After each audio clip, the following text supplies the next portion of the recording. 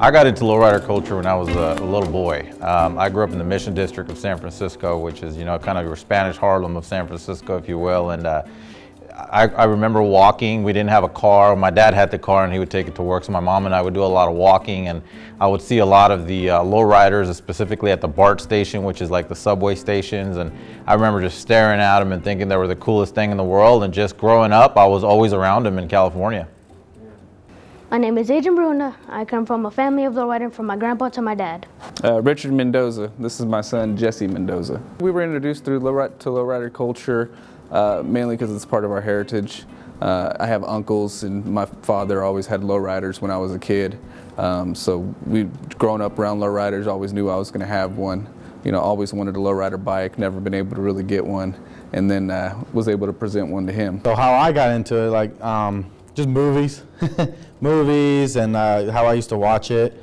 I used to see like lowriders, and I was like, man, those are really cool. And then I met Eric Arazo. He got me more interested. He's like, yeah, so this and this. He got me like into more of his vision. I was like, so this lowrider, this, on the bikes, and I was like, and I fell into it, and I was like, this is awesome.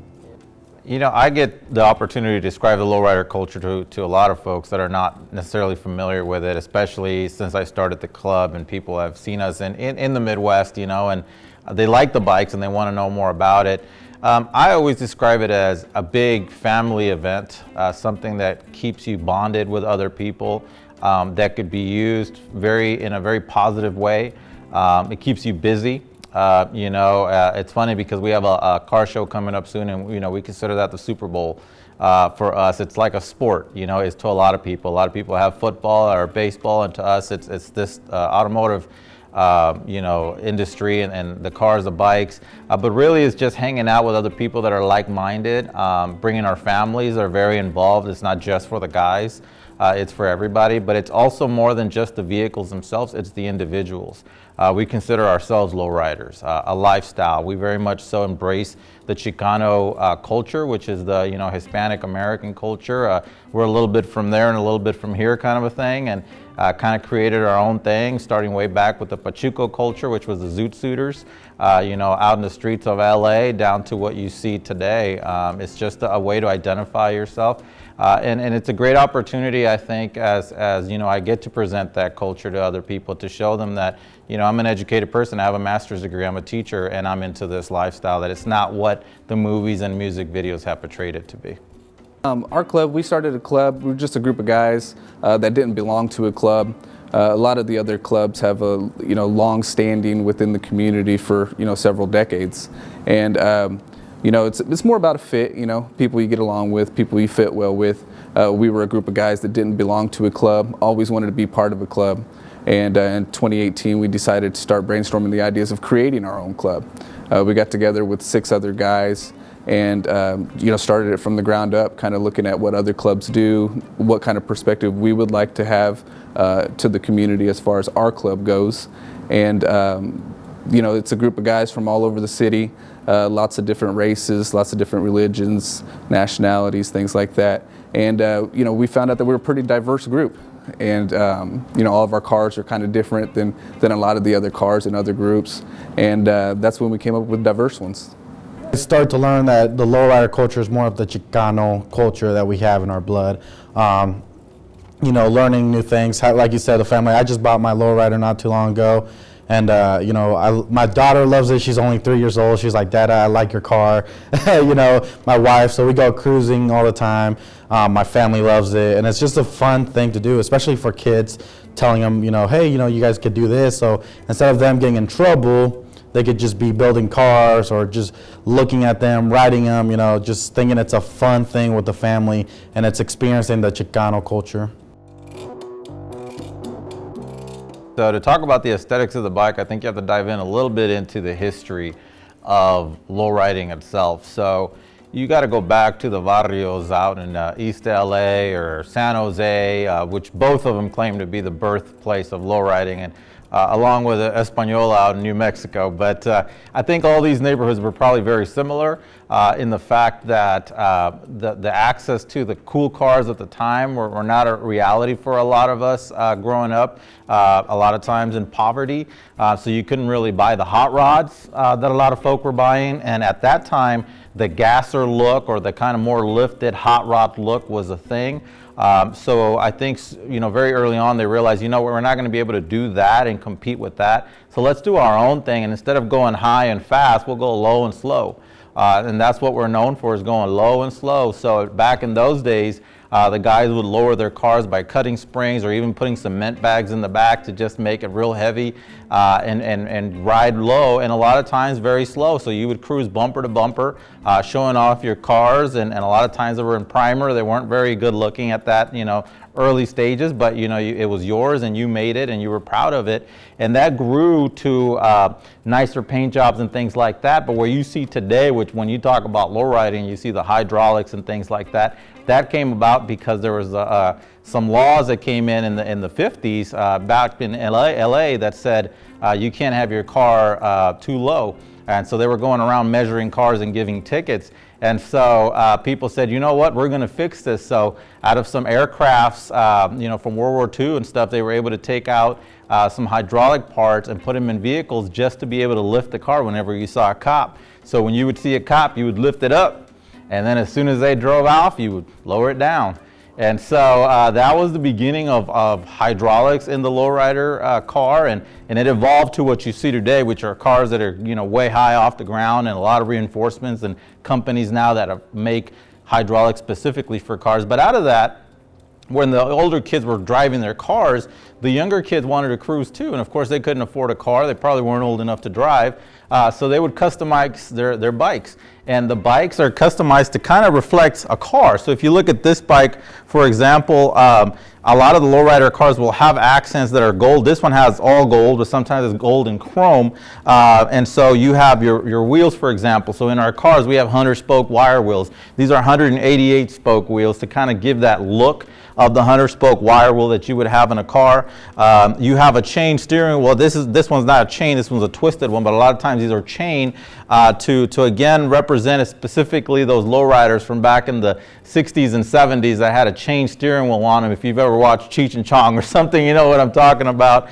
And then the gold leafing, which is something that we use in our vehicles. The seats, the way that it's upholstered was the way that a lot of cars were upholstered, specifically up to, I would say, the 90s, the late 90s, early 2000s. Now we've kind of gone back to more of an original upholstery. Again, a lot of the twisted parts and things that you would see on a lowrider that just are above and beyond what a normal piece would look. It's not, we don't want it to just be gold, but we want to twist it as well to just bring more attention to it. And we really do consider them works of art. More than we do just a bike. So this specific bike is built for the Olathe Fire Department. The police department also has a bike, and they're going to get to show this off at shows and different things like that, and they consider it a piece of art. So they'll have it chained off at the station just as much as the police bike is. So it's just a representation of our culture in the bike, and the kids were doing that at a very young age. The bike is the Hulk because he's one of the strongest Avengers. For the leather one, he is smashing, and the metal one, it is painted him smashing the logo. His favorite game at that time was Fortnite, and somebody had some purple flaked paint laying around in our club, and we started just brainstorming and put together the idea to make it based off of his favorite Fortnite character.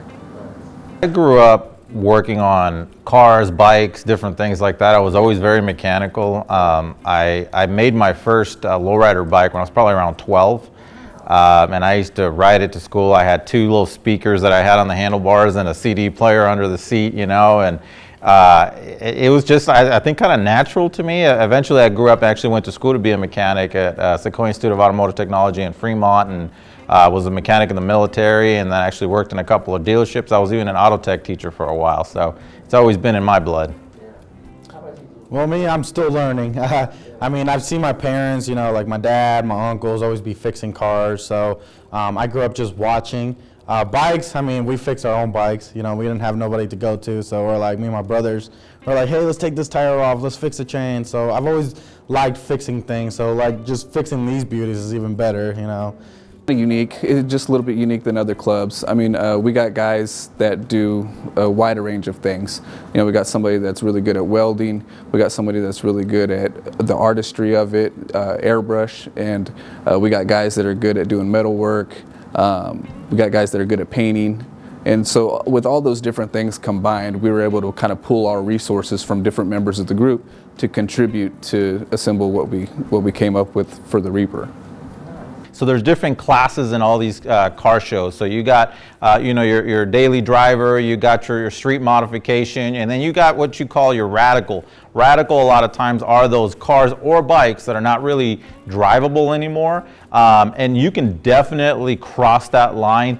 This specific bike, I can tell you, is one that's right at the very edge of that. We could have very easily got to the point where this bike couldn't be rideable by just making it a little bit lower in the front. The pedals would have hit at some point to the ground. You wouldn't have been able to ride it. So we tried to stay very close to that show and go aspect of a bike. So yeah, there can be a point where it just becomes a piece of art and is not so much a vehicle anymore. The way that we use lowriding in a positive way is by showing our community what lowriding is. You know, and we were able to do that by bringing people to us. So we created this club. You know, like I said, I grew up lowriding, and I thought, how can I reach kids that a lot of times, you know, you have a hard time reaching? And I know that mentoring and after-school programming is the way to go, but you already have kiddos that were struggling sometimes to just get through school, and then asking them to come in after school and talk with mentors about their feelings. That was a long push, right? A long stretch. And so I said, you know what? I'm going to try to build one of these bikes and see if kids are interested. So I got a small grant from our Olathe Public Schools Foundation, and we were able to make a bike, and then I would just have it at the high school, and the kids would look at it and tell me, oh, I love the bike, man. That's cool. Yeah, man, you want one? Yeah. Well, come in Monday after school, and we can build one for you. And that's how I started bringing the kids into the club, by bringing the bikes. That was the reason they were coming. It wasn't for mentoring. It wasn't for feelings. It was about the bike. And as we started doing that, we started wanting to bring people in from the community. So the first group we brought in was the Olathe Police Department. And we were able to say, hey, this is who we are. We'd love a mentor from you guys. They send us Logan Bonney, who's an amazing police officer who relates greatly with the kids. And then shortly after that, they decided they wanted us to build them a lowrider bike.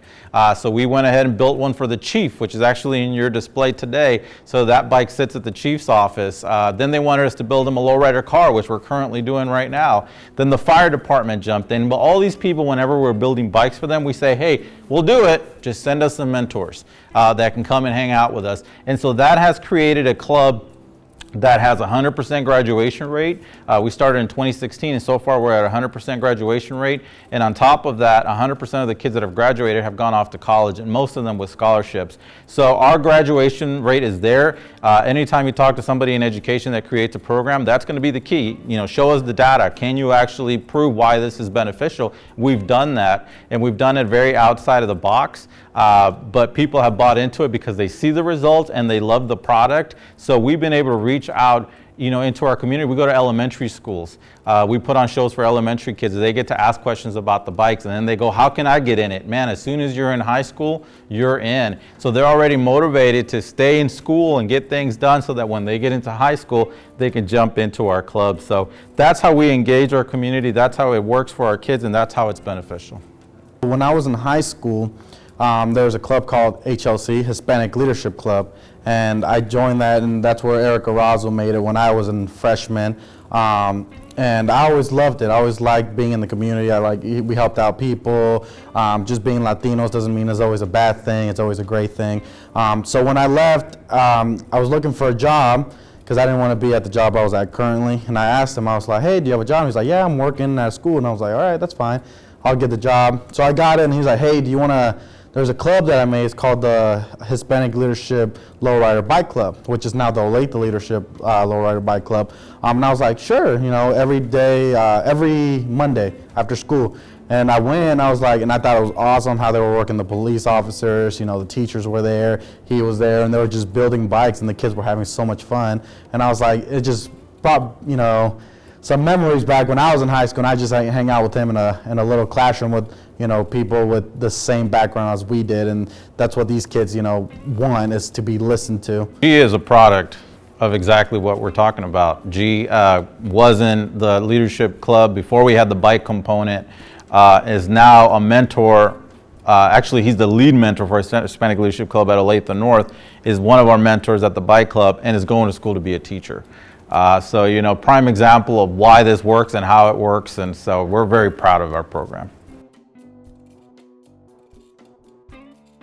Different things from, you know, videos to music to just all kinds of different things that people pull from. I mean, it's an expression of your imagination, you know, so if you're into different types of music and their styles and the culture that the music brings to the world, you know, you can express that with the bike.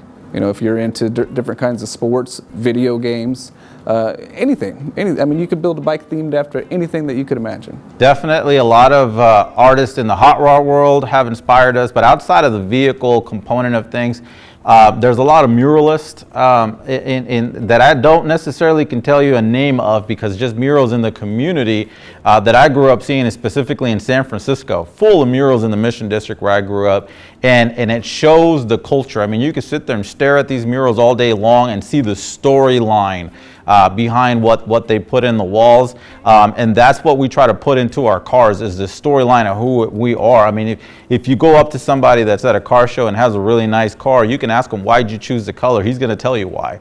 There's a reason behind, outside of it just look cool.